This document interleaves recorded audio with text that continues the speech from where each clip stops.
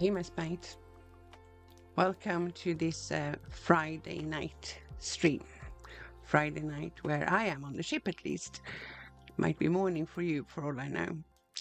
Uh, this has been a doozy of a week. I mentioned before I went to the hospital on Monday morning and it sort of wiped me out for the whole week. But I'm trying to keep up with the streams. Not doing as well as I would have liked to, but at least I'm here now. Yesterday, I managed to muck up the sound completely. So today we're going to do some sound testing together again. I hope you don't mind too much being a little bit of a guinea pig here. I have two things planned that I wanted to finish tonight. The first one is that I want to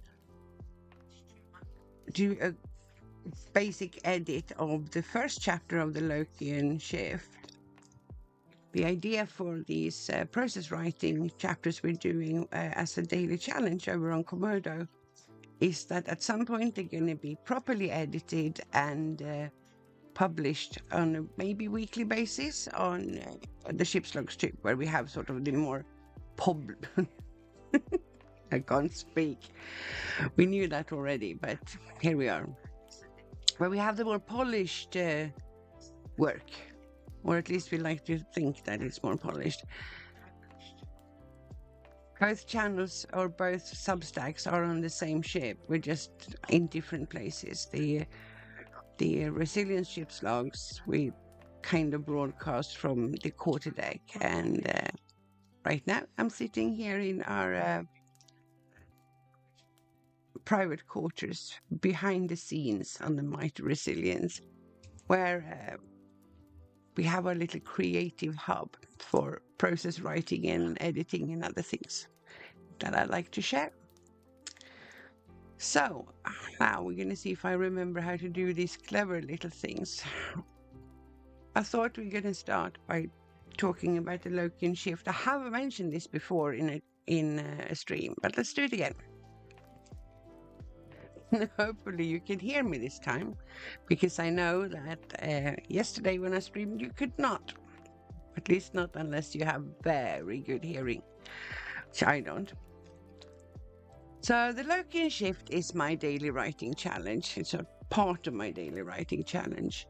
Every morning when I wake up, when I'm still too tired to try to start a new day, but sadly too awake to go back to sleep, I've decided that that's going to be my special writing time when I can write whatever I want, any story I like, whatever speaks to me the most at that point in time.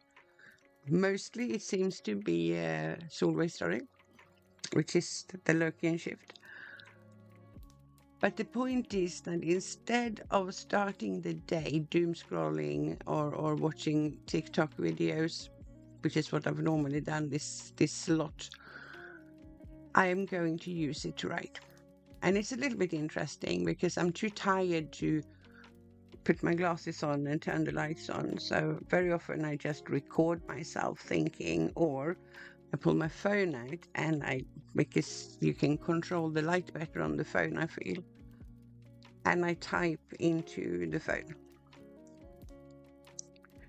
So it's not one of those sessions where you write an awful lot, because you don't write an awful lot with your finger on a phone, or at least I don't.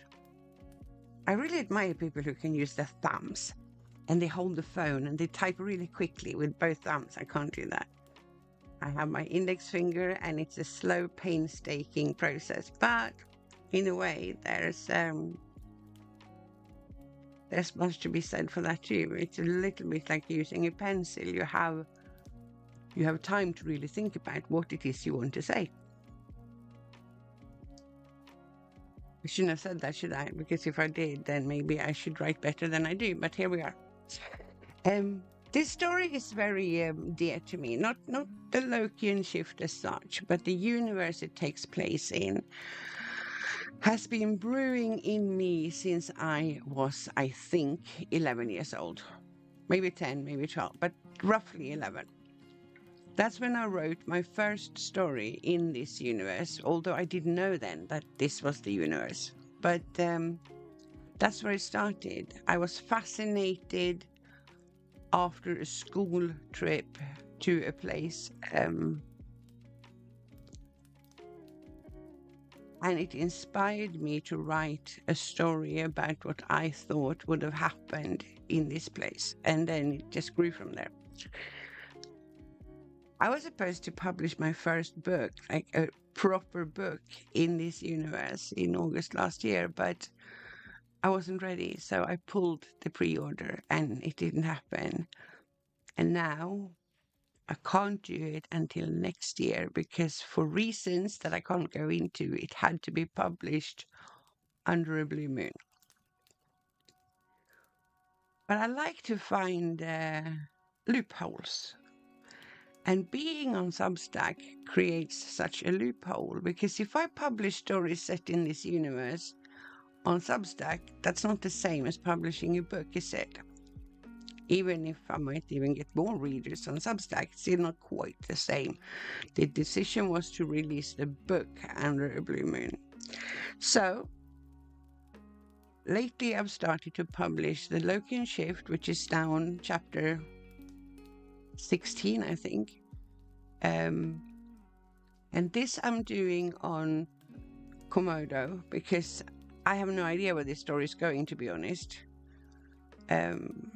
This is proper discovery writing. I have no outline. I have a rough idea of what I think is going to be a full cycle for Luna and her being in this game, and I think I have a rough idea where I want it to go next. Maybe might go somewhere completely different. But at the same time, we've also started Blood and Moonlight. That is, I was going to post it to Fensala Meadhall, which is my Norse mythology Substack. But I realized something that made me decide that no, actually the story itself will be published on Resilience as well. And this has to do with subscriptions and paid subscriptions. I want to be able to put some material behind a paywall, not a whole lot. Most of what we publish is completely free and will continue to be so. But I want to be able to utilize the paywall feature on Substack. And I don't like the idea of people who follow us having to subscribe to more than one platform. Free subscriptions is not a problem, is it? But I don't want them to have to pay for more than one platform. So I have this idea of we might do a combo thing, but if it is safe for work, then I do think that stories will be published on the Resilience, and if they're not safe for work, they will be published in the Snuggery. And then they can still show up on other stacks or other websites, but that's going to be the main divide, I think. So anyway, whilst Lovis's story that's taking place on the Resilience is very well planned out and has been brewing for a long time, and I know exactly where that is going. Luna's experience or Solveig's experience is very different, but they're both dear to me. So today, that's where I want to start. Look at chapter 1, see if we can clean it up a little bit, because there is very little cleaning going on before I publish these. So what we're going to do is we're going to take her down there, and we are going to hopefully open up. Oh no, well, okay. There's our little game. There's our little girl. Oh, she's not a girl. She's technically me, isn't she? Sitting there by the fireplace with her laptop, typing away. And here we can see the editor from Komodo as well. Fabulous. Everything is set up and ready to go. and hopefully you can hear me. And if you can't, I don't know, we have to experiment more next time. But this time I'm actually writing down the settings. So now I know exactly what the microphone and the desktop audio was set to while I was talking. So maybe I'm on something here.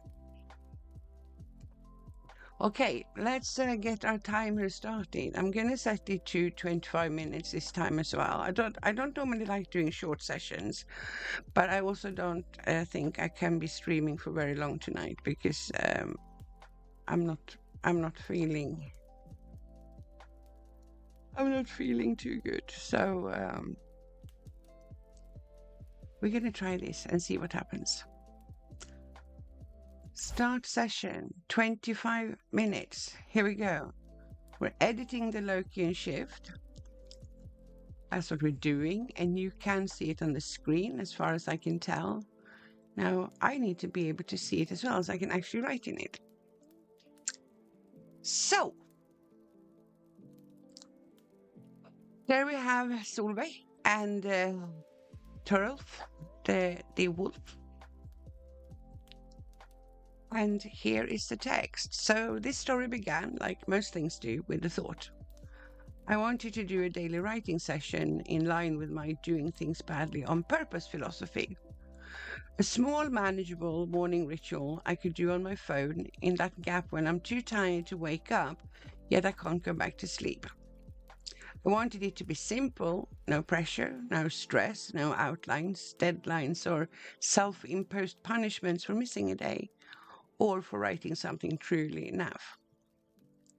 I'd had this old story idea, Nerds in Skyrim, germinating in my brain for a long time. I saw it as a divine game world with gods or a god as the dungeon masters. A crazy mesh of themes and vibes from Twelfth Night, Big Bang Theory and Skyrim, set in my own fantasy universe all for home. It's funny how writing works. So I had a need for a morning ritual and a want to find the right angle for my nerd story. And then, like a flash of lightning from a clear blue sky, as we say in Scandinavian, the inciting incident struck me. Sir Bear and I were looking over the characters in one of his upcoming stories, and I thought something was missing. An older woman. Someone who wasn't 20, perky, and baffled by her own cleavage. So we toyed with some ideas. But what would make her go on a quest, he said. The answer was obvious to me. Spite. Piss off a menopausal woman who's had enough, and you've got yourself a no-nonsense, one-woman army with 0 fucks to give. Never mind riding at dawn, just point me in the right direction and I'm out of here. See you next Tuesday. The way my mind works, another older woman came forward in my head. Based on Linnea Lucifer, my now 10-year-old Elder Scrolls Online character, created during the beta testing phase, my kids told me there was no way I'd be invited to, no less. What kind of story would a character like her end up in? What would cause her to leave her home and earth and go questing in someone else's story? And how does a woman from our world who can't bring herself to kill a spider suddenly find herself readying a big-ass axe for battle? Maybe it begins with something smaller, like a potato peeler. And here she is, Linnea. 10 years ago, I made her. Actually, it might be more than 10. Might be 12. Never mind. Linnea here, which is obviously my name, but I like to name my game characters. My first game character in any game, I normally name after myself. She is the model for Solveig, who's also called Luna in this story.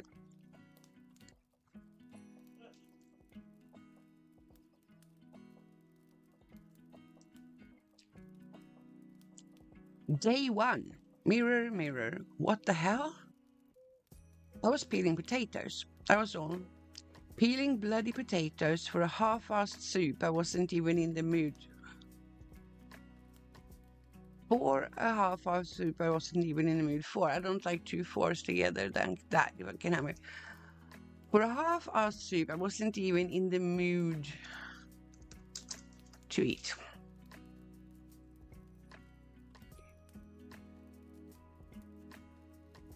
Half-hour soup, I wasn't even in the mood to eat, or I didn't even feel like eating. I will leave it like that.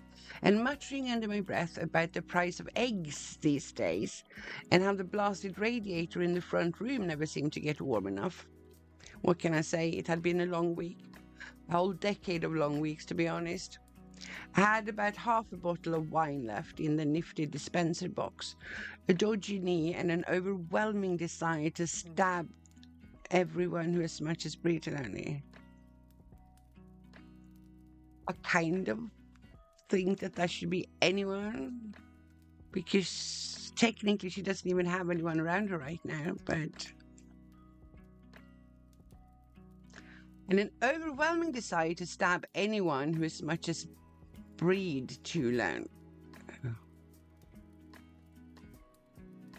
I don't it feels clunky. And an overwhelming desire to stab anyone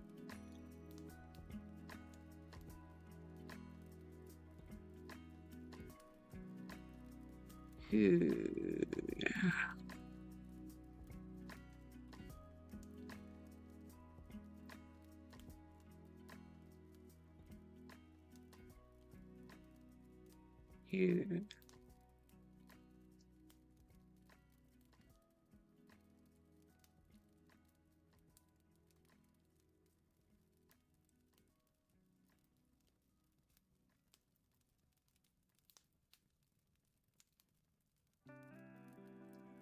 An overwhelming desire to stab anyone who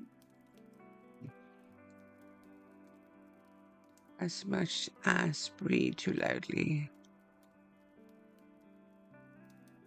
Okay, I'm not going to solve that right now. I don't like it, but it's going to have to stay like that for the next round.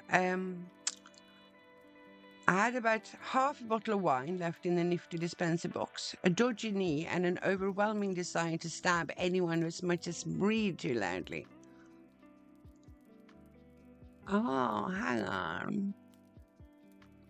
What if we do this? As much as breathe too loudly in my presence, maybe? With the dang peeler. The potatoes, at least, had the good sense to stay quiet. So there you have it. I was in a right pissy mood, and with good reason, but the real problem began when I reached for another spud and saw my weird reflection in the mirror. I don't have a mirror. Well, I did, but not in the kitchen. Yet there I was, clear as day, in a full-length mirror right by the pantry. Mirror Me was peeling spuds too. She was holding the peeler just like me, working at the same pace, and the look on her face suggested someone had pissed her off too. She was even wearing the same leggings and oversized hoodie that I wasn't wearing anymore. What the actual Worn leather armor hugged my body. I had soft fur draped across my shoulders. My comfortable silicone clogs had been replaced by a pair of mud-caked boots that looked like they had more mileage on them than my car. My hair, I had to reach up and touch it to make sure it was real. My hair was braided tight against my scalp in some warrior's knot I definitely didn't know how to do. And the potato peeler had turned into a hunting blade. A hunting blade? The room around Mirror Me was different too. My council house kitchen had turned into a rough-hewn cabin lit by a fireplace. Gone was the whir of my gas boiler and the rickety kitchen cabinets. This place looked more like a witch's dream. Open shelves filled with vials and feathers and bits of strange-looking roots and stuff. The windows were streaked with frost, not condensation. How? I just blinked and then I was here. There was no flicker, no swirl or light of... no, take that again. No swirl of light or spinning portal or sleeping with my head against a magic stone or tree root. Just a blink and shift. I felt like I'd shifted too. I was different, stronger, or maybe just steadier, but it was that white hair and the fierce look in my eyes that really got to me. Until the wolf spoke. Took you long enough, priestess? I spun, slipping slightly on the rug. Animal skin. Good gods, was that a bear? It was. But the creature sitting by the hearth was definitely a wolf. A massive, shaggy, black and silver furred wolf with gold-flecked eyes that looked deeply unimpressed.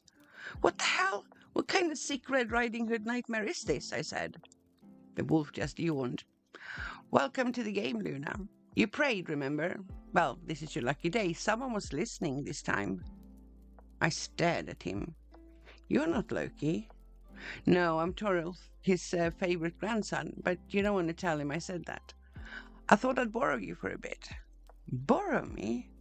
Yeah, I thought I'd play a prank on the old prankster. He grinned. The wolf, the talking, supersized bloody wolf, gave me a full-on, toothy grin. You know what? For being my morning scribblings, this is a lot better than I thought it was. I'm still not happy with this. I had about half a bottle of wine left in the nifty dispenser box, a dodgy knee, and an overwhelming desire to stab anyone who as much as breathed too loudly in my presence. Actually, that sentence flows better with that addition than it did before. An overwhelming desire to stab anyone who as much as breathed too loudly in my presence. With the dang peeler. The potatoes, at least, had the good sense to stay quiet. Yeah, I actually like that. Okay, well, update.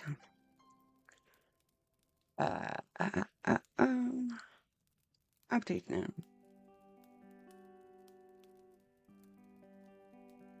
That was a lot quicker than I expected, to be honest. So, what's the... We got 13 minutes to go of the first sprint.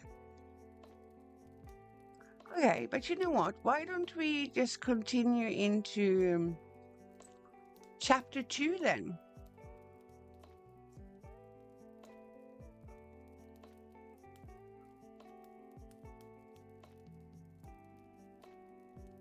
This has to be a dream.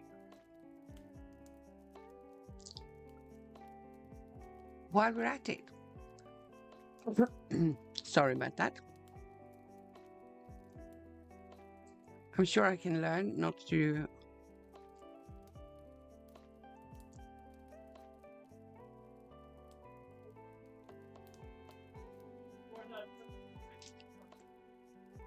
Okay, I tried blinking a few times, but the big-ass wolf was still sitting by the hearth, and I was still this weird mirror me person. This had to be a dream.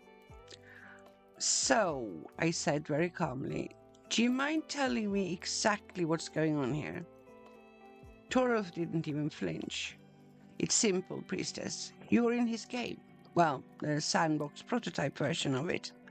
Think of it like early access, but for quasi-divine bullshit. I told you it was your lucky day. Not everyone gets in at this stage.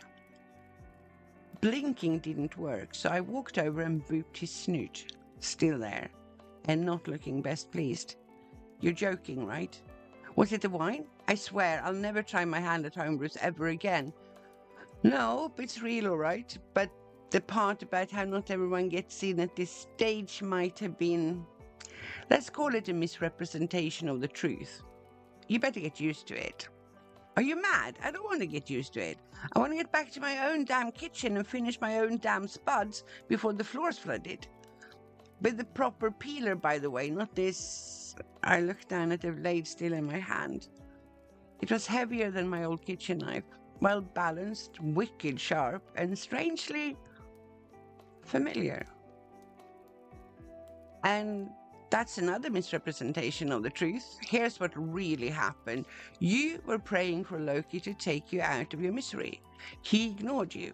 Don't take it personally. The old man hasn't cared about anything or anyone since Ragnarok. Nothing but this game, and now you're in it. Oh, great, I muttered and checked my body again. Not in a weird way, just enough to figure things out. Check what was new, what was off, that sort of thing. My hands still looked like mine, but they felt stronger. Knuckles more defined, calluses in places I'd never had them before. I had plenty of scars I didn't recognize, a dull ache in my shoulders, and a strange weight to my movements, like I was lighter but more solid somehow. My bad knee, on the other hand, seemed perfectly fine. Actually, we should call it dodgy, because she does call it dodgy in the first chapter. My dodgy knee, on the other hand, seemed perfectly fine. So what's with all this? So let's just go for that. So what's all this? I've been modded through some kind of quasi-divine download? No, he just used that, didn't he? Yeah. I'm not too fond of duplications if we can help them. Where was it?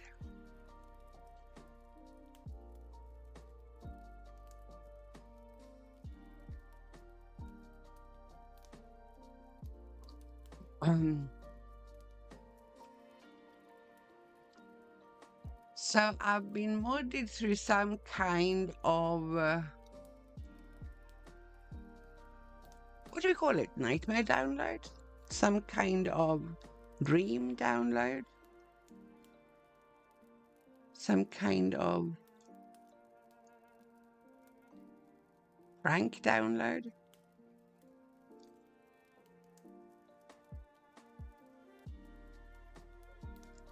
Let's go with dream for now.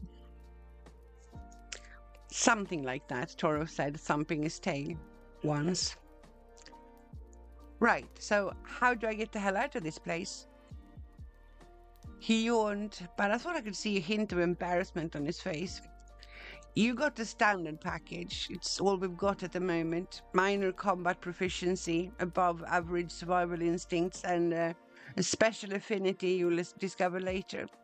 Oh, and a healthy measure of resistance to bullshit. Oh, what is this? And a special affinity you'll discover later. Full stop. Oh, what? Oh, and a healthy measure of resistance to bullshit. Bullshit? You'll see, he said, and padded across the room to the bed. He climbed in, turned 3 times, and made himself comfortable. Then he patted the cover of an old notebook on the bedside table. What is it? I asked, deciding to play along. Your journal. I suggest you hold on to it at all times. Lose it and it's game over for you. I opened the cover to find what looked like one of my half-assed character sheets, like something someone with a loose idea for a new character had tossed together and promptly forgotten all about. Promptly forgotten about. It wasn't helpful. Codex Lunaris. Character. Name, unearned. Bloodline, undefined. Class, undeclared. Level 1. Affinity, unidentified. HP, health points, 100 out of 100. Stamina, 85 of 100. Mana, uncertain. Skills, combat, novice, blade proficiency. Survival, adept. Arcana, locked. Mirror insight, latent. Bullshit resistance, veteran. Status, hungry/starving, mildly confused, slightly irritated, possibly dreaming. Inventory, 1 hunting blade, uncommon. Basic leather armor, common. Small coin pouch, 12 copper. Dented tin flask, empty. 1 mystery pouch, sealed. Active quests, 1 initialization pending. 2 the root of the problem. Is this supposed to be about me? It doesn't even have my name in it. You got to earn it first, Torolf said, half asleep. I thought you fancied yourself something of a history buff. I never said that, but I do have a name, I said flatly. It's Solveig. Solveig Björnberg, and I'd like you to use it, thank you very much. Where did that come from? I've never cared too much about what people call me as long as it's not bitch, but here it felt important, like it had some weight to it. Not here, it's not. You're marked as Luna in this realm, Torolf said, tail twitching. Could be it's a mirror thing. Could be it's something else. Names have power here, and mirrors, well, mirrors are tricky bastards at the best of times. They rarely show you just one truth. I rubbed a hand over my face. This had to be a dream. Some sort of lucid half-sleep brought on by perimenopause, too much coffee, and that half bottle of wine I had last night. Torolf closed his eyes and his breathing deepened. Within moments he was fast asleep, or at least pretending to be. Stubborn wolf. When a gentle snore confirmed he was truly out, I turned away from the fireplace. Well then, I said to myself, we might as well see what we're working with here. I moved toward the cabin door, the logical first step in any escape plan, but as my fingers brushed the iron handle, a blue shimmer rippled across its surface. The wood seemed to harden, almost crystallizing under my hand. So the door was locked, just not with a key. This was something else. But of course, I grumbled, pulling my hand back as if it had been singed. Wouldn't be much of a tutorial if I could just walk out of here, would I? Would it? Wouldn't be much of a tutorial if I could just walk out of here, would it? With the exit blocked, I turned away from the fireplace and decided to explore the cabin properly. If I was stuck in this bizarre dream game, whatever, I might as well learn what I could. The room was spacious and smelled faintly of dried herbs, pine wood, and something tangy I couldn't quite place. Magic, maybe, if magic had a smell. A wide, slightly warped table sat under a window, cluttered with what looked like crudely drawn maps, feathers, inkpots, and a few burnt-out candles. One of the drawers was open. Inside there was a handful of rune-carved stones and a pouch of dried leaves that seemed to shift color when I looked away. There were books, so many books, stacked haphazardly on every surface. Some bound in cracked leather, others made from stitched cloth. A few looked disturbingly fresh, as if they had been grown rather than printed. The smell was clearly messing with my head. I passed a mirror, another one, and paused. This one didn't reflect the room behind me, but a slightly different version of it. No fire, no dang wolf, just me, or someone who looked like me. She was wearing the same clothes, same boots, even the same braid, but her eyes were brighter, sharper. I raised my hand, and she raised hers half a second too late, as if she was more of an echo than a reflection. More of an echo of me than a reflection. Sounds better, right? As if she was more of an echo of me. As if she was... what about? As if she was...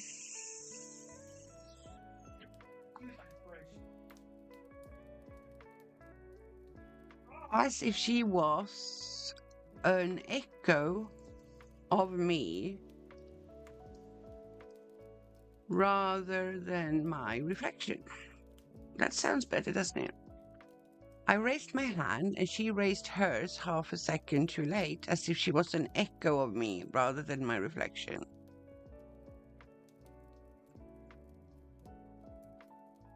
Do I want to cut them into 2 sentences though, or do I want it to be just one? I'm not sure. Okay, so we'll leave it for now. This is only the first Passover. We're gonna do these a few more rounds before I decide that they are done. And also, I don't know for sure whether the chapters will be the way they are now. When I finally decide that they are chapters, I might cut them up and even toss them around a bit, depending on what happens later in the story. A small door led to a pantry lined with thick wooden shelves, dried meat, bundles of garlic, jars of preserved vegetables, a basket of bread that looked suspiciously fresh. Another door led to what I assumed was a sleeping nook. There was a bed at least, and a large stone-footed tub filled with steaming water. I sniffed lavender and juniper. Oh no, I groaned. Even my subconscious is trying to get me to take a bloody bath. Have you done snooping, Luna? Torolf called out from the hearth. It's actually not at the hearth anymore. I moved him to the bed. From the... Did they call it a bed or a day bed? From the day bed. Or a couch. I need to go back and check. Or was that even... Maybe that was in the other... Yeah, so she went over to Burper Snoot and he was still there. No, he walked over.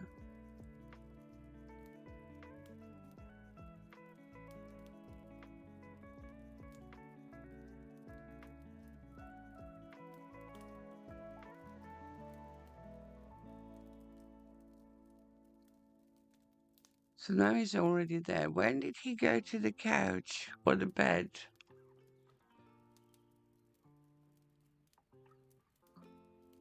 Oh, here it is. Padded across the room to the bed. I would just call it a bed, not a day bed. I kind of like the idea of calling it a day bed.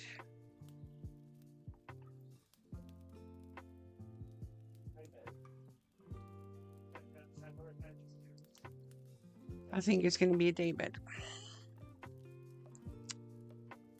And yes, this is how I can obsess over my texts.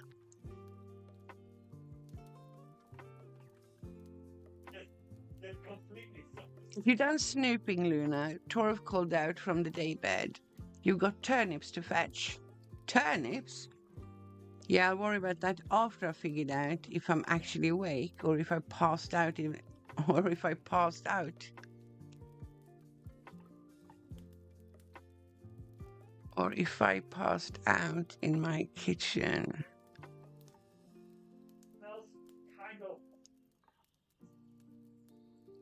If I am actually awake, or if it should be have passed out, or if I have passed out. I think that's what I want to do, or if I passed out in my kitchen. You'd be surprised how often those overlap, he said.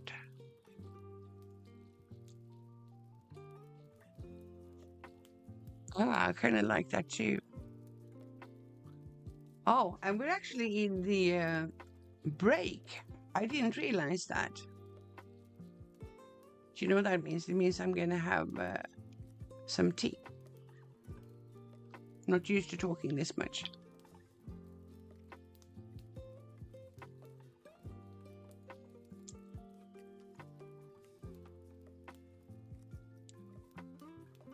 But I'm kind of enjoying this, so maybe we should do another chapter.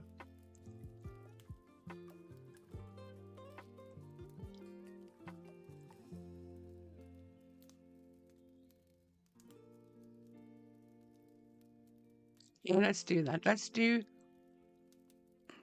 more edits in the second sprint, and then we can do... I don't remember what it's called. It's a good thing I amuse myself at least. We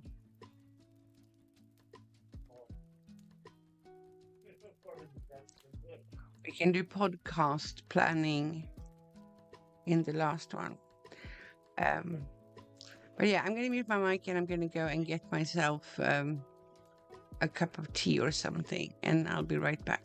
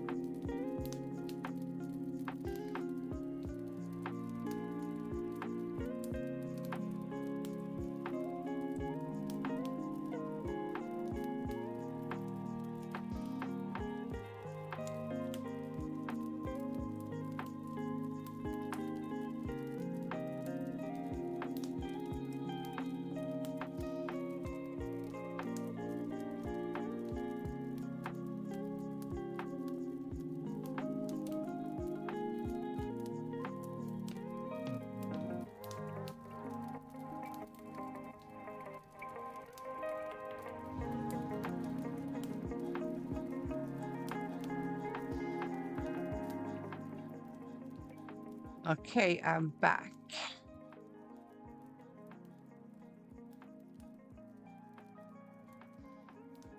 And yeah, I think it's a good idea. Let's continue and edit 1 or 2 more chapters in this sprint as well.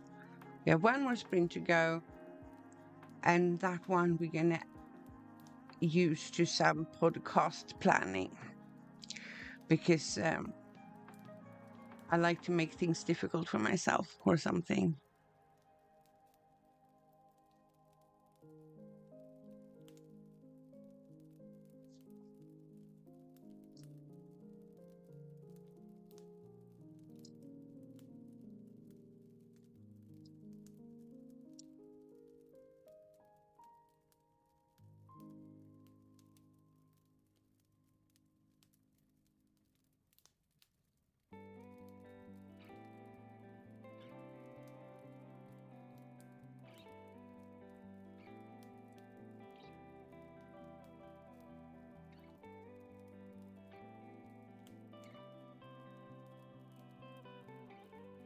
Okay.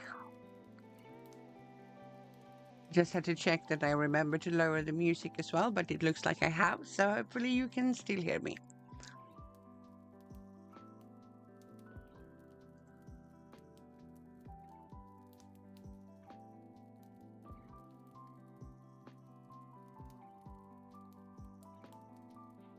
Just fixing another setting and putting the bag in my tea. Because apparently I forgot.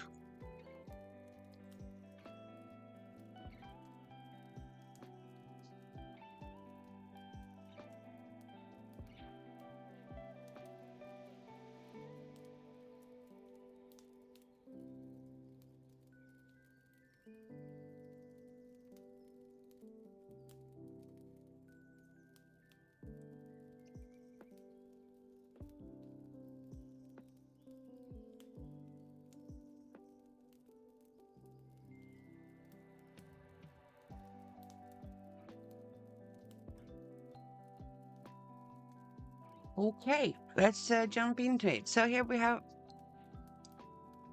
Why do we have chapter 2? We finished that one. Let's go to the bottom. One thing I need to do is I need to figure out a way to make these bits look the same. Kind of standardized way of doing the quest logs. The root of the problem is chapter 3.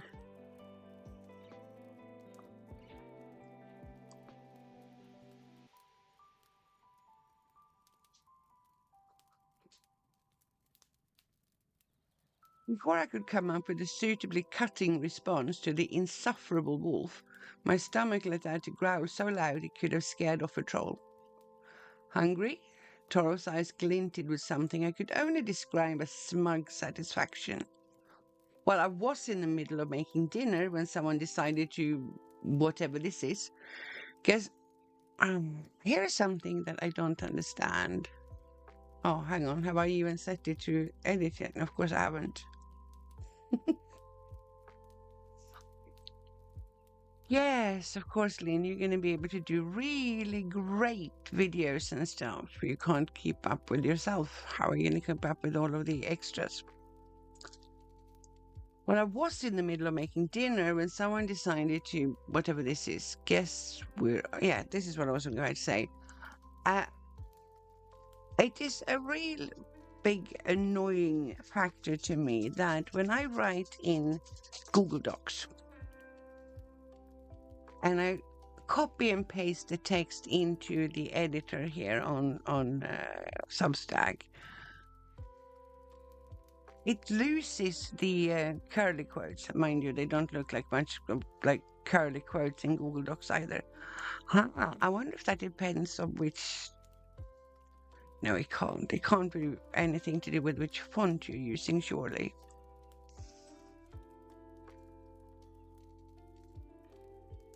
Because I write in a sans serif in Google Docs.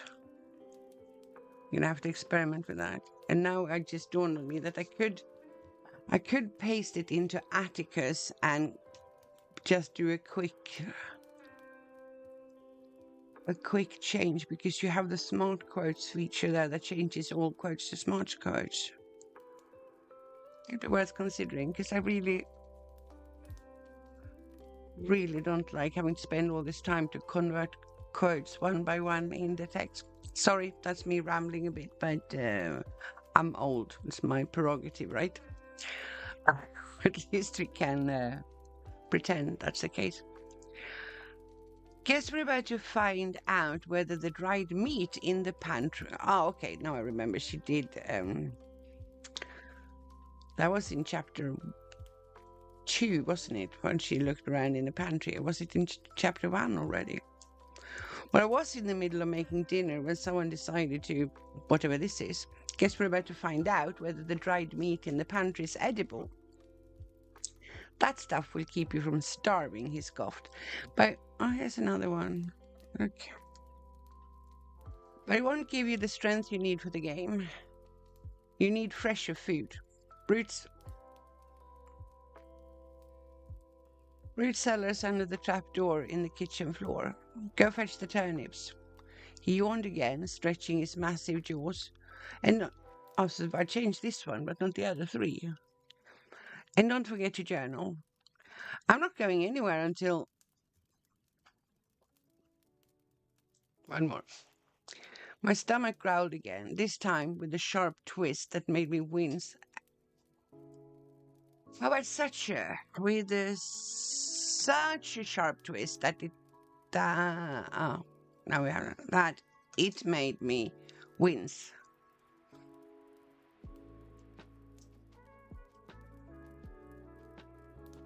She doesn't need to hold her sides. We're not Robert Jordan. This wasn't like any hunger pangs I've ever felt. I'd ever felt. This wasn't like any hunger pangs I'd ever felt before. I was pretty sure my stomach was actively trying to digest itself.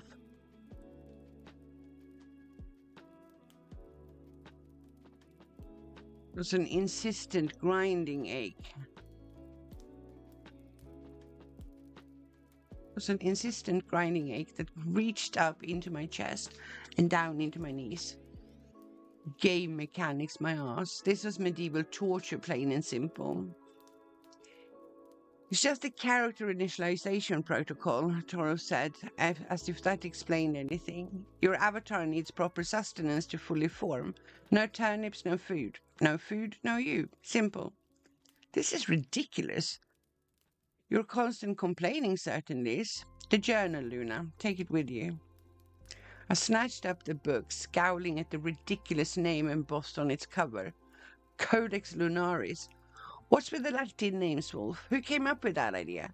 An ancient hipster? Just another reason for you to figure out who you really are. He nodded toward a narrow trapdoor in the floor. It was partially hidden under the blue-striped rag rug, so... Why is it an there? Rag rug. Comma. So I hadn't... Oh. It was partially hidden under the blue-striped rag rug. Blue-striped should have a hyphen because it's an adjective. The blue-striped rag rug. So I hadn't noticed it before. Root cellar and priestess, 2 things. Watch out for the goose and make sure you only pick the edible ones. The what now? But Torolf had already closed his eyes again. He was apparently done with this conversation. I was sure I'd seen something about turnips in the stupid codex. I flipped it open and sure enough... Oh, look, here's another one I missed. Definitely need to take it into Atticus and start doing the conversions there. Or figure out how to make them go straight in the way I want them to, without extra steps. You know what might help if I make a note about it?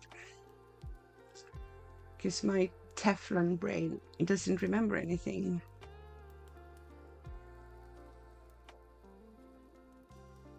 Check. Curly. We call them smart quotes, but I don't think they're very smart, so I don't know. I don't like the name very much. I was sure I'd seen something about turnips in the stupid codex. I flipped it open, and sure enough, there it was. The root of the problem. I put a number of this. I don't think I've numbered the rest of them. Objective. Acquire 3 edible turnips from the root cellar. Warning. Interacting with cellar occupants may have unforeseen consequences. Reward. 1 basic inventory pouch. Reputation gain. +1 trust with your vägvisor. I'm in 2 minds about whether I should call him a vägvisor or a wayfinder, because obviously in English it is a wayfinder. But then again, I also like using the old word. I'm saving it for now.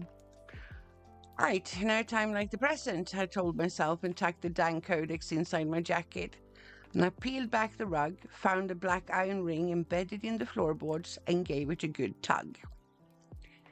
The trapdoor groaned like it hadn't been open in years, though, come to think of it, that might have just been my joints protesting. A whiff of cool, earthy air tinged with something sour and faintly herbal drifted up from the darkness below. I squinted down. Into the underworld we go, I muttered, climbing down the narrow steps. No howling garm here, at least. Let's hope that's a good sign. Oh, more of these buggers. Let's hope that's a good sign. The root cellar was more like a low-ceilinged, dirt-walled cavern lined with crooked shelves stacked with glass. Too long. The root cellar was more like a low-ceilinged, dirt-walled cavern lined with crooked shelves. They were stacked with glass jars, wax-sealed pots, and bundles of dried roots.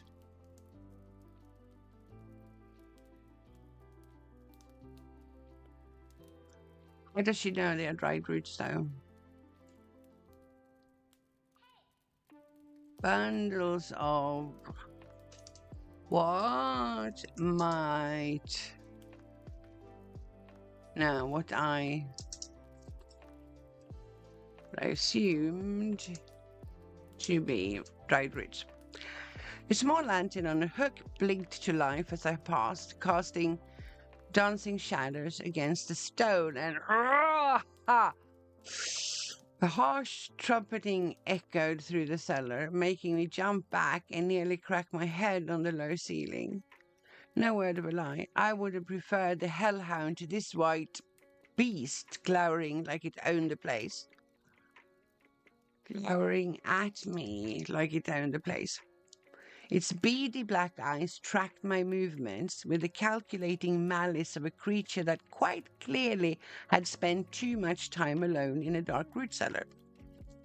A swan, or a fucking Tyrannosaurus cygnus with a grudge and territory to defend, more like.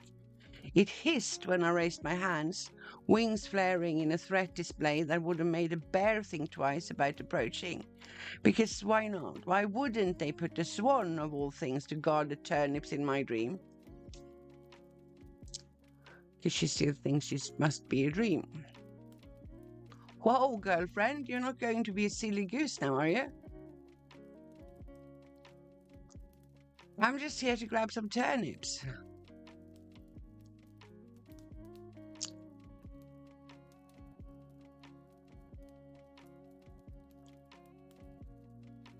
I said soothingly.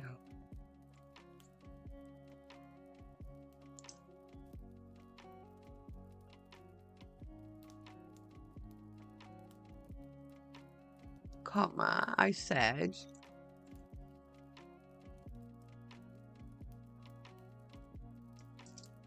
as if I was trying to soothe An over-excited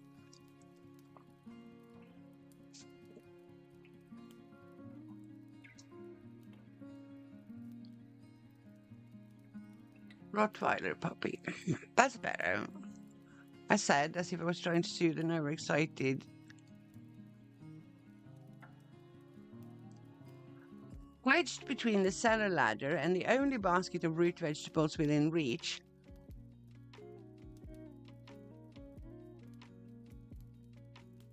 the swan monster hissed with righteous fury. I tried to hunch down to show her I wasn't a threat, but the damn bird just hissed louder. She flexed her wings again, pecking the air in front of me. Would you say pecking the air or pecking at the air? You can't really peck the air, right? So pecking at the air. Let's go with that for now. All right, we're choosing violence. All right, we're choosing violence over turnips. I took an involuntary step back. Guess we're doing this the hard way.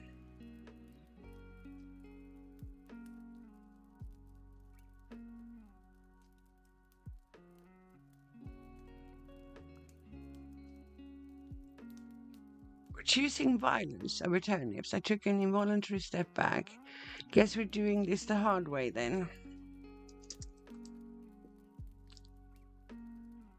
The hunger gnawed deeper, and I looked at the blade on my belt. I really didn't want to stab a swan. Not because I couldn't. I mean, how hard could it be?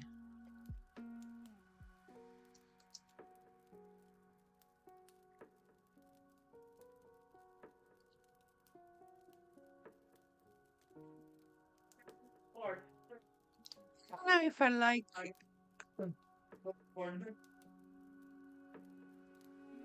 Because I had the horrible feeling the bugger would talk back if I tried.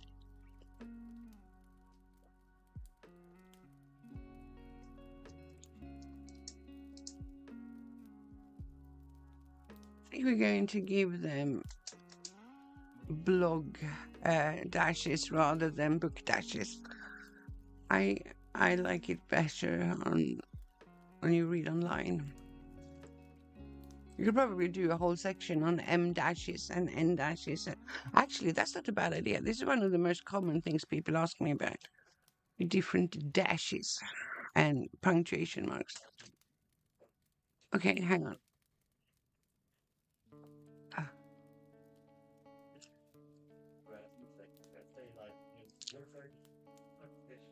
Don't suppose you've got any swan wrangling. Oh, yeah, she's calling up to him.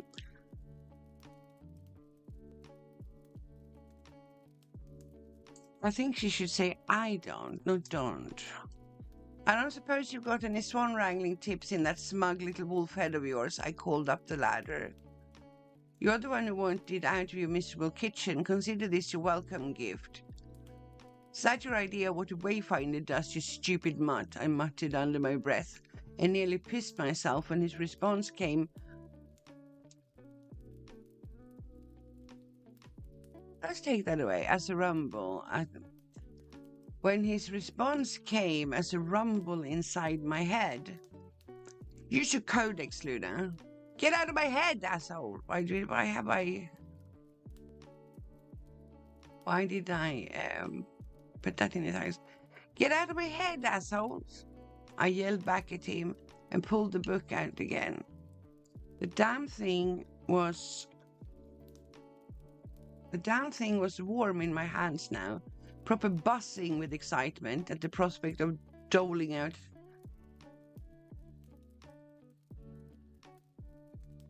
Should it say some more? Doling out some more unsolicited advice. Don't even think about it, I said with my best schoolmom glare.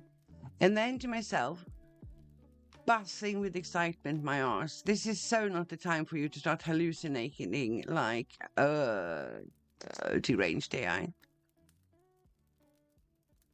don't even think about it, I said with my best school mom glare.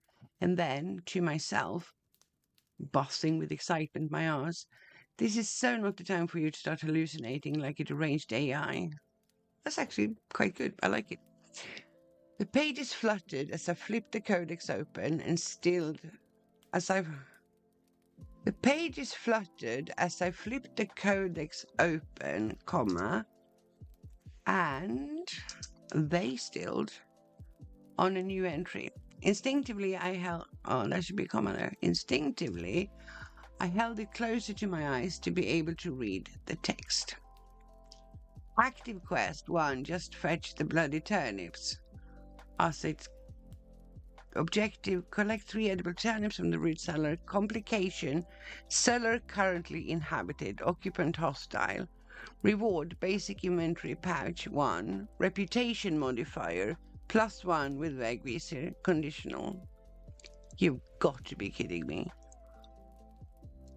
The codex didn't answer.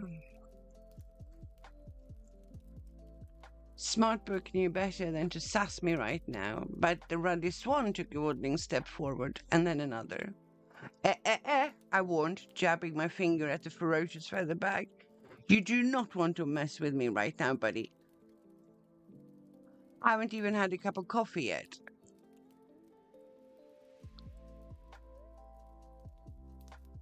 Why would she call her buddy now, though? She called her before. You don't call a girl buddy, do you? Do you? No, I don't. I know some people do. How far away did she actually call her girlfriend before? Girlfriend. Whoa, girlfriend, you're not trying to be a silly goose now, are you?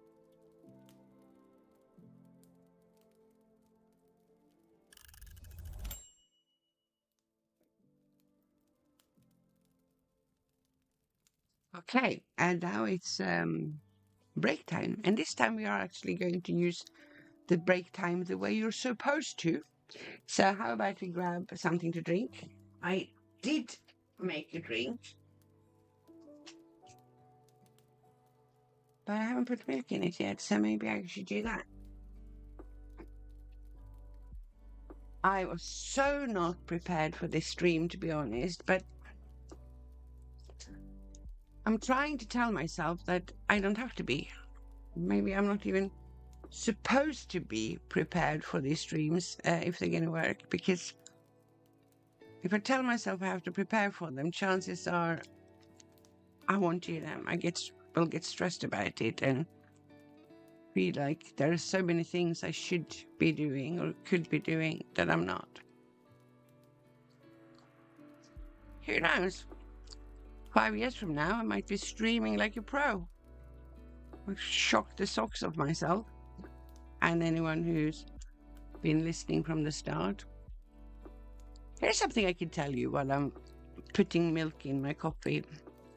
Yes, I do have coffee and tea, 2 cups, and a big glass of Ribena.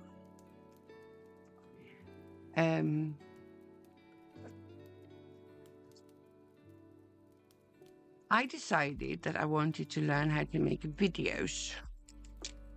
Can't even remember when that was now, like 2017, maybe 15, 17, something like that. And because I can't do anything just on my own, there has to be a challenge involved, because otherwise I end up not doing it. I joined a video making challenge that was called, I think, a vlog a day in August. So you were supposed to do one every day. I had no idea. When I saw it first, I don't know if I actually knew what a vlog was then, because I hadn't been watching a lot of YouTube while I was working. And so when I heard that it was on YouTube, my first reaction was like, YouTube? And I thought about YouTube as it was in the early days when it didn't really appeal to me.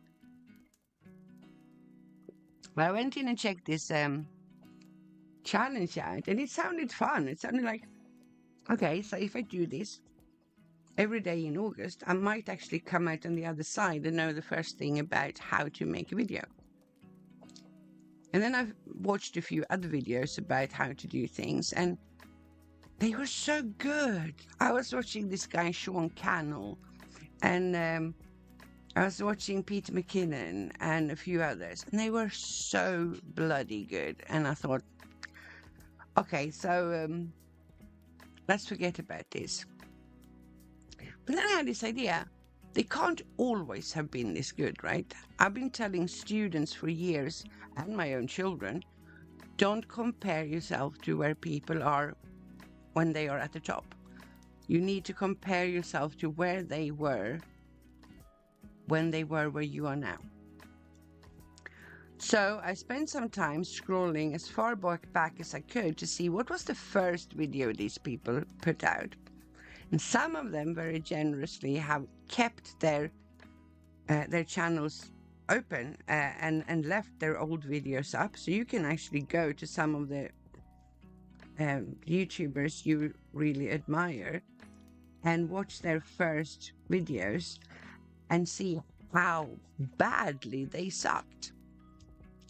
And I love that. I really love that, because it shows you something that I think most of us have a tendency to forget, which is that no one starts out as an expert. Everybody has to begin somewhere, and very often that somewhere is, well, very often, always that somewhere is sort of at the bottom of the ladder. Because you don't wake up one morning and realize that you're a podcasting genius or a video making genius. So I like the idea of being able to keep up with my streams this way, just doing them. And maybe one day someone will look at something I made and go, oh, I couldn't do that. Which probably means that I have to do a lot of do things badly videos, because I love doing shit badly. Okay, the third sprint has started, and I said we were going to use that for some podcasting planning. So now I'm in a bit of a tiffle here. Are we going to... Why are you not moving?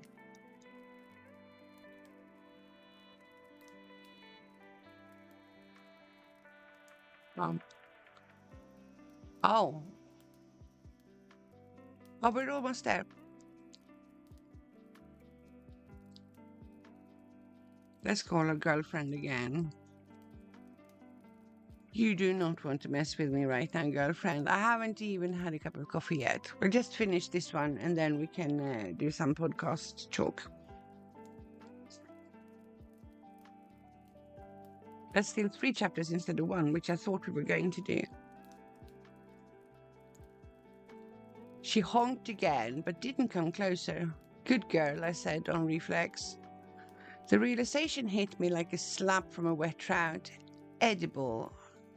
Not there. Then the realization hit me like a slap from a wet trout. Edible turnips. Of course. I didn't need Toro's helpful commentary to puzzle it out. This wasn't a test of strength or reflexes or how gracefully I could dodge a pissed-off waterfowl. This was more profound. My stomach forced me to choose, survive or surrender.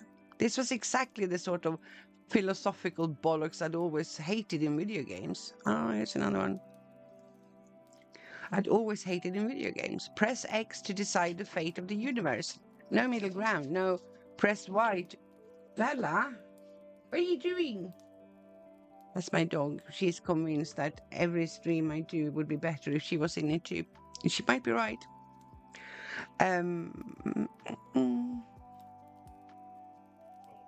This was exactly the sort of philosophical bollocks I'd always hated in video games. Hey, you're making noises. Stop it. Press X to decide the fate of the universe. No middle ground. No, press Y to go find a chip shop and think about it. Just binary choices with unknown consequences, and my growling stomach making the decision increasingly urgent. Here, it seemed, all I had to do to survive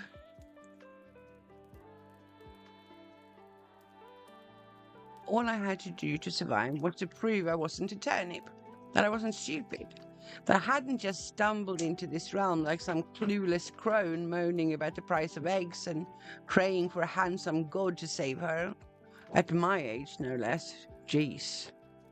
So, this is what I got for my prayers, is it? I said to the swan, because who else was I going to talk to? Becca! A swan boss battle and some turnips. If I can snatch them from you.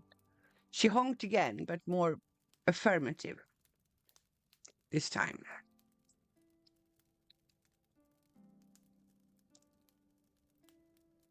Fuck me, maybe I had prayed for this. Okay, you stay right there, Missy. I'll be right... You stay right there, Missy. I'll be back. Oh, she's going all Arnold now, but that's fine, I suppose. Okay, you stay right there, Missy. I'll be back. I'll be back. You stay there. No, I'll be right back, and she stay there. I don't like two rights in the same line. Okay, you stay there, Missy. I'll be right back. That sounds better. Backed up the ladder just enough to reach a jar of what looked suspiciously like honey.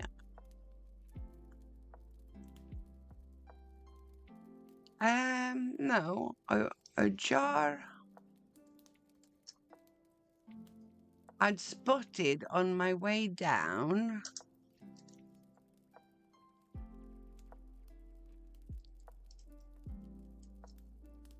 That looked suspiciously like honey.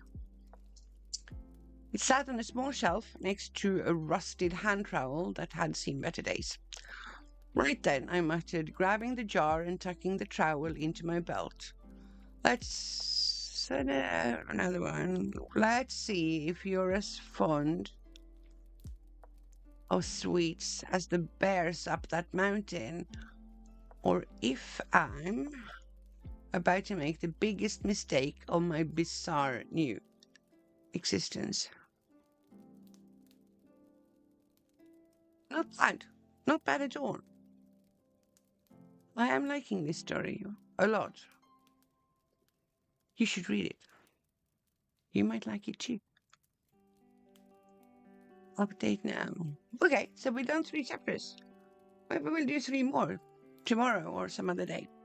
But let me go back to my little planning place here. We can now close this one.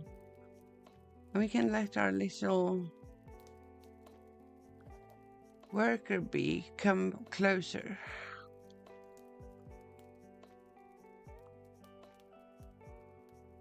Like so. That's nicer, isn't it?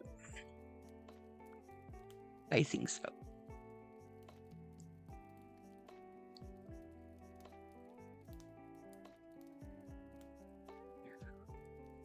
Okay, so podcasting. Let's talk about podcasting. So I was experimenting the other day. I don't even know why I had this idea, but I wanted to figure out... I hate doing things that take time. That's a weird thing to say because everything takes time. But let me put it like this. Content creation, any kind of content creation, whether it is making a video or doing a stream or whatever, takes time, right? So if I'm going to take this time that I could be just writing my book to do something that I can share with other people, because to be an author in this day and age, an independent author, I should say, you have to find some way of showing off. Horrible thing. You need to be able to show yourself and your stuff, your books, who you are, what people get if they read your words. And for quite a long time, social media got a really good. I'm so tired, I'm sorry. For a very long time, social media was pretty much all you needed. well, obviously you could also buy ads, but if you had a presence on social media and at least 1,000 followers, then chances were people would be reading your stuff. You spoke to them and treated them like your friends, and some of them became your friends, and yeah, that's all you needed. Social media for me was ruined during the Brexit debate, during the run-up to Brexit. Something happened in this country, and this isn't a political debate, by the way, even though I tend to get political sometimes, but these streams are not. But what I wanted to say was that something happened the same day David Cameron announced that there would be a Brexit referendum in Britain. It was almost like someone had opened a gate, because the day after, one of my daughters was at the bus stop talking to her grandmother on the phone, and her grandmother is Swedish. Well, we all are Swedish, technically speaking, in my family.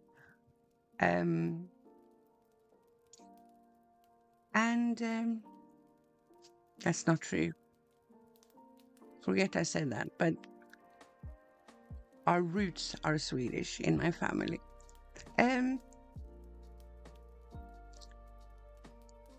She was talking to her grandmother on the phone, and someone, an English person on a bus stop in London, told her to speak English or go home.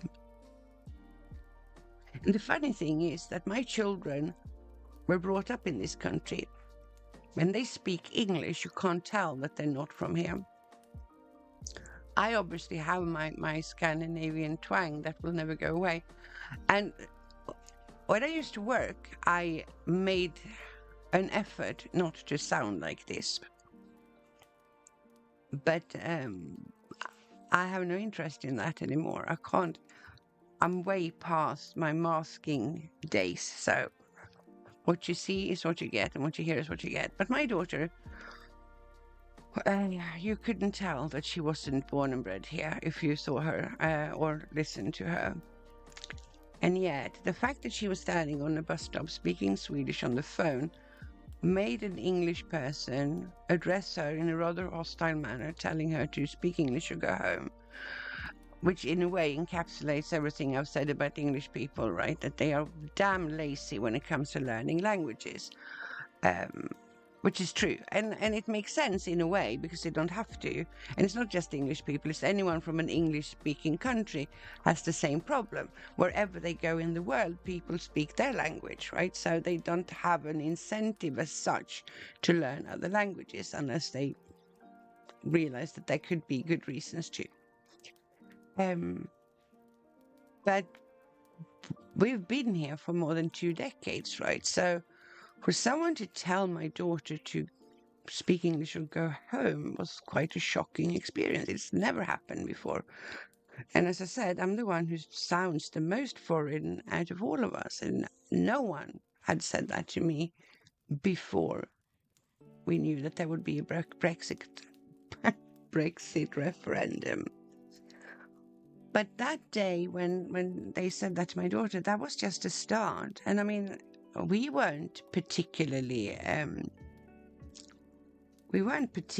targeted over anyone else. It just became a thing all of a sudden, that after all this time in this country, being treated like a welcome addition, because we were, partly because we're Swedish, to be quite honest, because a lot of English people, for some reason, think of ABBA when they see someone Swedish, and they still largely have very fond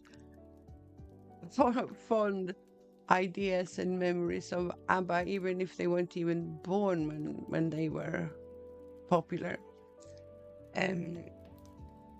But generally speaking, being Swedish in Britain has been a good thing. And then now all of a sudden, anyone who wasn't, to be honest, anyone who wasn't English, it wasn't even a British thing, it was an English thing, because the Welsh and the Scottish overwhelmingly wanted to stay in the EU.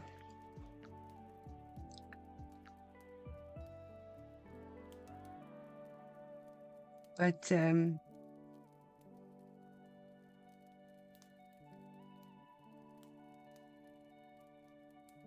I didn't realize that this upsets me as much as it still does, but it does.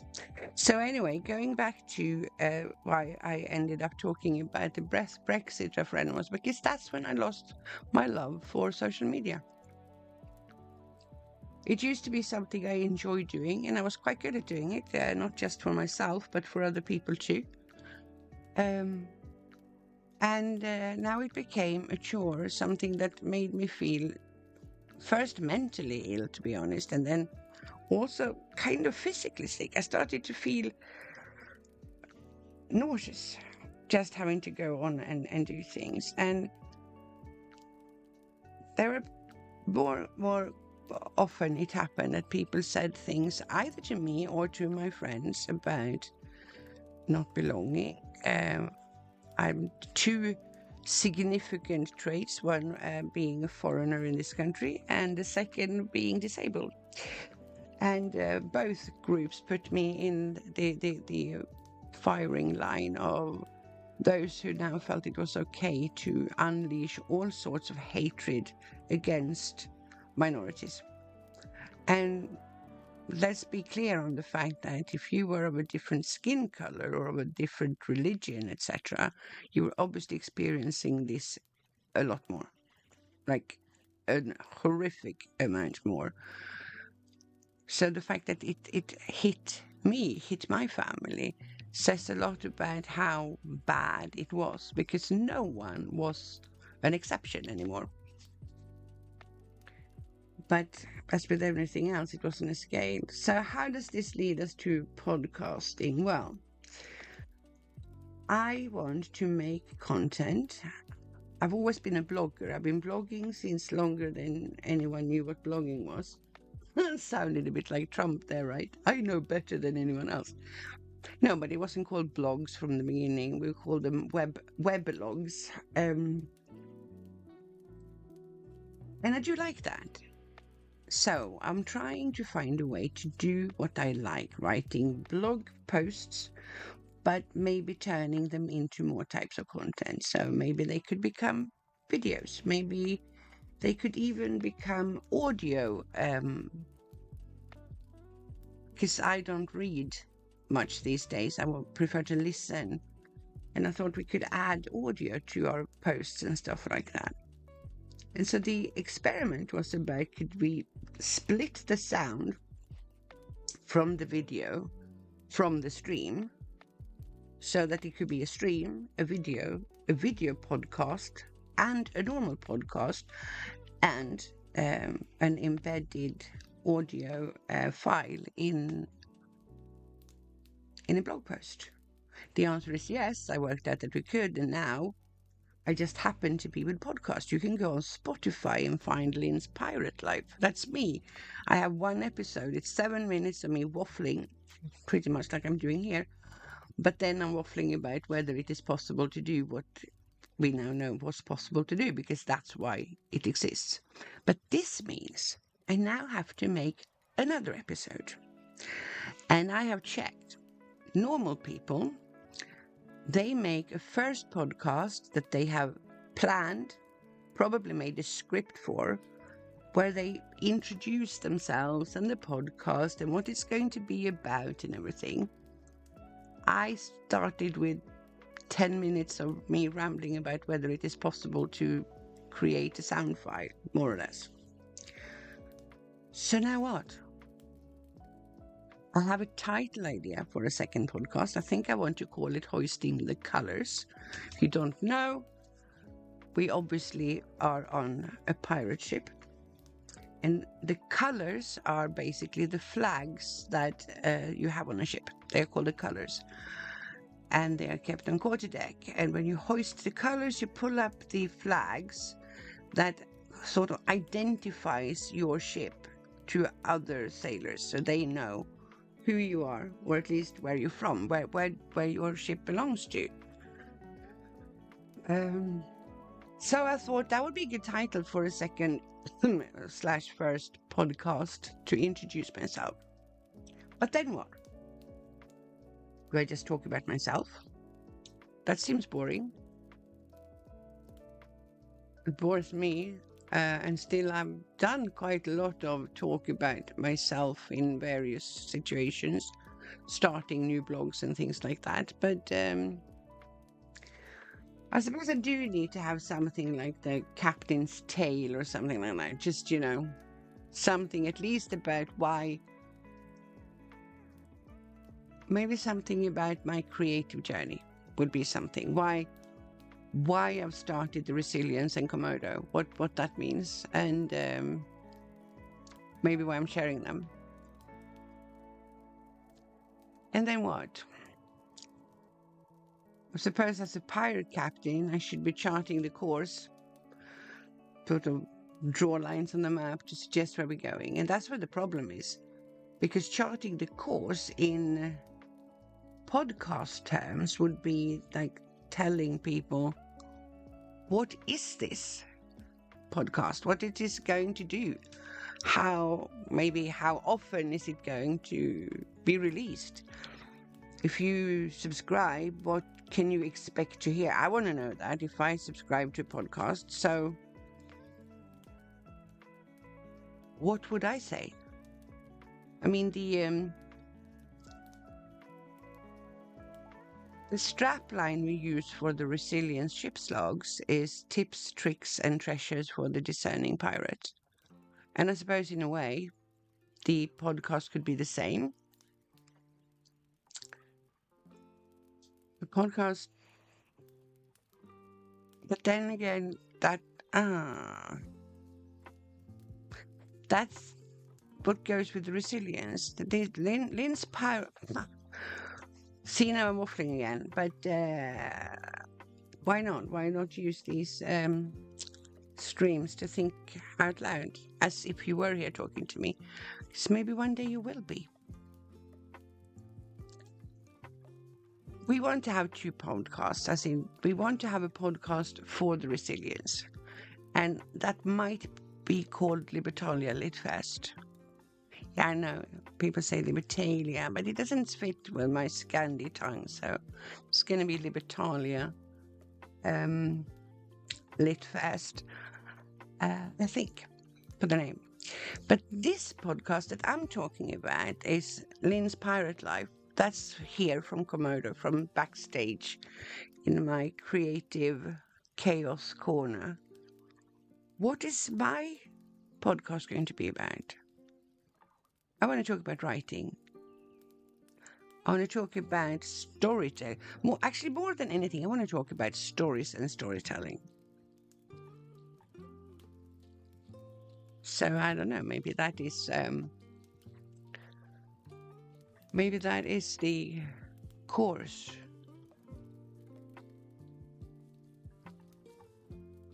I guess we could talk about the pirate theme. That's something we do get questions about sometimes.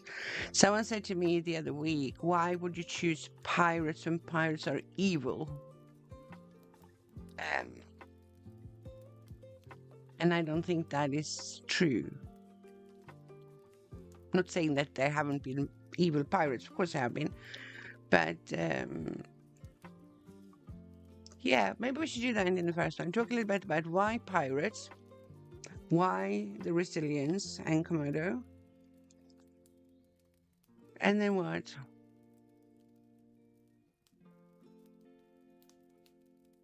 Then what? How long?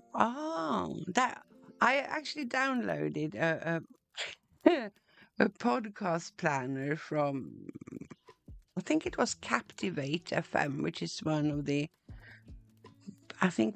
bigger podcast hosts, maybe. It's like you can get an account there and you can start making your podcast from there. We're podcasting through Substack for now. Because again, simple. So I don't know how long they're going to be. But maybe I could do what I do in these streams. a little bit. We can edit together. We can talk about books, about stories, about things that fascinate us. Maybe even talk about books I've read. That would be nice. Especially from the point of view of what can you learn about storytelling by reading this book. That would be cool. I know some people say that authors are not allowed to review other authors' books, but I'm not really interested in reviewing them. I'm more interested in the learning aspect. What can we learn from this? What do you think? We have a plan for a podcast there? Or at least for one episode. Then what? Then what? How often should podcasts come out, be published? What do you call a podcast? Do you publish them? Or do you just upload them and then you're done? That's a good question too. How often? Do you have to have a schedule? Yeah, I think you do when I think about it. You probably definitely do need to have a schedule. But that's funny too, you know. Back in the day when we watched things on TV, before TiVo boxes and stuff like that arrived into our lives, if you wanted to watch something, you had to sit by your TV at a certain day of the week, at a certain time of the day, so you could see it, because if you didn't, you would have to wait for the rerun, if they had a rerun, or you would have missed it. And you would listen to everybody else talking about it, but you wouldn't know, because you, for some reason, couldn't put your backside down on the couch to watch. And then we got used to the idea that we can watch everything whenever. And still somehow, I think when it comes to stuff we want to follow, we do want to know when it is, I think. So, maybe. Time's up. 5 minutes to go, and then we definitely have to, or maybe it doesn't count like that now.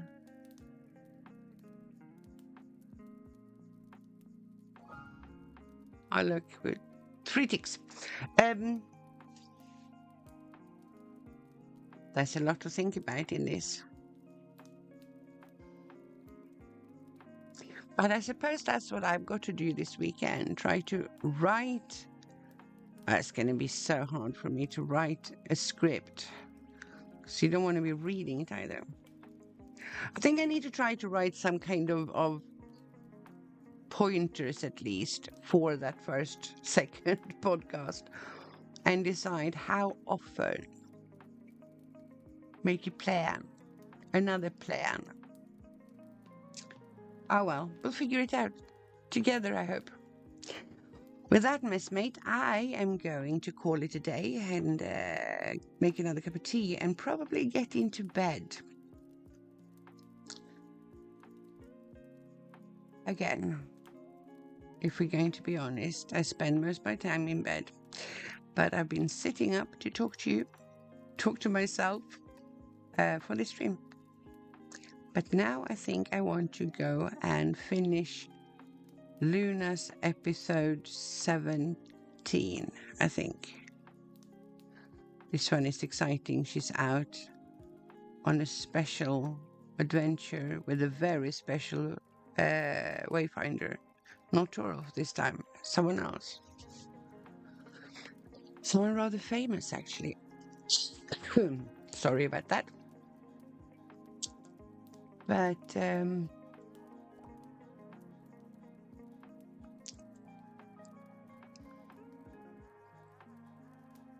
yeah, I think this is it. It's time to say thank you for popping in to see me. Have a lovely day, night, weekend, whatever. And hopefully I'll see you tomorrow. Sweet dreams, Messmate. Bye.